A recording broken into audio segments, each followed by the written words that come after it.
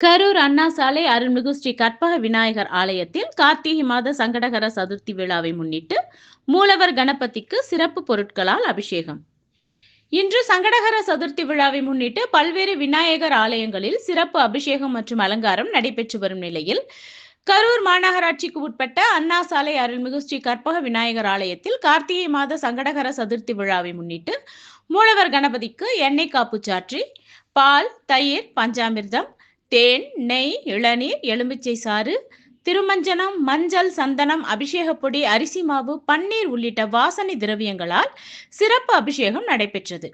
அதன் தொடர்ச்சியாக மூலவர் கணபதிக்கு பட்டாடை உடுத்தி பல்வேறு வண்ண மாலைகள் அணிவித்த பிறகு அருகம்புல் சாற்றப்பட்டு தொடர்ச்சியாக ஆலயத்தின் சிவாச்சாரியார் சுவாமிக்கு உதிரி பூக்களால் நாமாவளிகள் கூறினார். பின்னர் தூப தீபங்கள் காட்டப்பட்டு நெய்வேத்தியம் சமர்ப்பிக்கப்பட்டு பஞ்ச கற்பூர ஹாரதியுடன் மகா தீப ஆராதனை நடைபெற்றது.